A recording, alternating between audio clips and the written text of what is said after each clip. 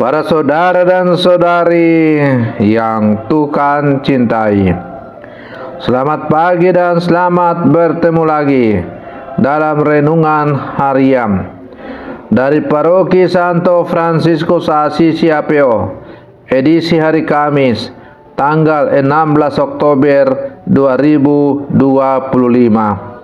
Dalam masa biasa yang ke-28, mengawali hari yang baru ini, kita hendak mendengar dan merenungkan sabda Tuhan. Marilah sebelum kita mendengar dan merenungkan sabda Tuhan, kita berdoa. Dalam nama Bapa dan Putra dan Roh Kudus. Amin. Allah Bapa sumber kehidupan, Engkau menganugerahi umat-Mu kemampuan untuk menanggapi karya keselamatan-Mu. Kuatkanlah iman kami untuk menghidupi sabda-Mu dengan tekun dan setia. Bersabdalah ya Tuhan, kami siap mendengarkan. Terpujilah Engkau Bapa, Putra dan Roh Kudus, kini dan sepanjang segala masa. Amin. Dalam nama Bapa dan Putra dan Roh Kudus. Amin. Para saudara dan saudari yang terkasih, sabda Tuhan yang hendak kita dengar dan kita renungkan untuk mengawali hari yang baru ini diambil dari Injil Lukas pasal 11 ayat 47 sampai 54. Tuhan bersamamu. Inilah Injil suci menurut Lukas.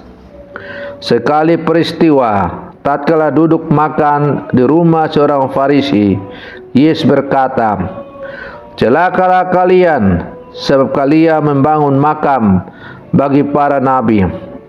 Padahal nenek moyang mula yang telah membunuh mereka.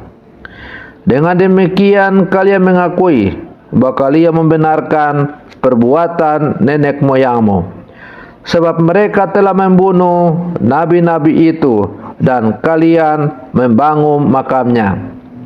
Sebab itu hikmat Allah berkata, Aku akan mengutus kepada mereka nabi-nabi dan rasul-rasul. Tetapi separuh dari antara para nabi dan para rasul itu akan mereka bunuh dan mereka aniaya. Maka dari angkatan ini akan dituntut darah semua nabi yang telah tertumpah sejak dunia dijadikan, mulai dari darah Habel sampai kepada darah Sakaria yang telah dibunuh di antara mezbah dan rumah Allah. Bahkan aku berkata kepadamu, semuanya itu akan dituntut dari angkatan ini. Celakalah kalian, hai ahli-ahli Taurat, sebab kalian telah mengambil kunci pengetahuan. Kalian sendiri tidak masuk ke dalamnya, tetapi orang yang berusaha masuk, kalian halang-halangi." Dan setelah Yesus berangkat dari tempat itu, para ahli Taurat dan orang Farisi terus-menerus mengintai dan membanjirinya dengan rupa-rupa soal. Dengan itu mereka berusaha memancingnya supaya mereka dapat menangkapnya berdasarkan sesuatu yang diucapkannya. Demikianlah sabda Tuhan. Para saudara dan saudari yang Tuhan cintai, bacaan Injil yang hari ini diperdengarkan kepada kita, kedengarannya cukup keras. Yesus mengecam para ahli Taurat dan orang Farisi. Yesus menegur mereka karena membangun makam nabi-nabi, padahal leluhur mereka sendiri yang membunuh para nabi itu. Yesus bahkan menubuatkan bahwa angkatan itu akan diminta pertanggungjawaban atas darah semua nabi yang mereka tumpahkan. Teguran Yesus ini bukan sekadar untuk orang Yahudi pada zamannya, tetapi juga untuk kita. kita bisa saja dengan mudah menghormati orang kudus, para nabi, atau bahkan Yesus sendiri dengan kata-kata indah. Tetapi pada saat yang sama menolak sabdanya dalam hidup nyata. Para saudara dan saudari yang Tuhan cintai, maka mari kita renungkan apa pesan Yesus ini untuk kita di hari ini. Pertama, Yesus menyingkapkan bahaya kemunafikan religius. Orang Farisi dan ahli Taurat tampak religius. Mereka menghormati nabi-nabi dengan membangun makam, seakan-akan mereka berbeda dari leluhur yang membunuh para nabi. Tetapi Yesus menyingkapkan kebenaran. Dengan menolak Yesus sendiri, mereka mengulangi dosa yang sama. Mereka lebih suka menampilkan diri sebagai orang benar, tetapi menutup hati terhadap kebenaran Allah. Kita pun bisa jatuh dalam bahaya ini. Kita mungkin menghormati para kudus, mengagumi santo-santa, atau bahkan sering berbicara tentang iman. Tetapi, apakah kita sungguh hidup seperti mereka? Misalnya, kita bisa mengagumi Santo Fransiskus karena cintanya pada orang miskin. Tetapi kita masih menutup mata terhadap tetangga yang lapar. Kita menghormati martir karena keberaniannya, tetapi kita sendiri takut bersuara demi kebenaran di lingkungan kita. Yang kedua, Yesus menegur ahli Taurat karena menyembunyikan kunci pengetahuan. Kamu sendiri tidak masuk, dan orang yang berusaha masuk pun kamu halangi.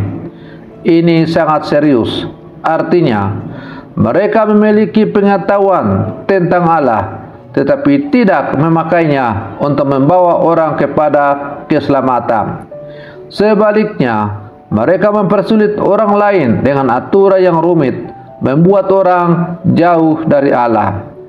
Dalam konteks hidup kita sekarang ini, hal ini bisa terjadi ketika kita menutup akses orang lain kepada Allah melalui sikap kita yang eksklusif, menghakimi, atau tidak mau mengampuni. Kita bisa menjadi batu sandungan ketika kita lebih sibuk menghakimi daripada menuntun, lebih suka mempersulit daripada memudahkan orang untuk mengenal kasih Allah. Yang ketiga, pesan Yesus jelas. Iman sejati menuntut keberanian menerima kebenaran. Para nabi dibenci karena berani menyampaikan kebenaran Allah. Yesus sendiri akhirnya ditolak dan disalibkan karena ia adalah kebenaran itu sendiri. Maka menjadi murid Yesus berarti berani hidup dalam kebenaran, meskipun tidak selalu mudah. Para saudara dan saudari yang Tuhan cintai, timbul sekarang pertanyaan, bagaimana kita mengkonkretkan ajaran Yesus ini dalam kehidupan sehari-hari?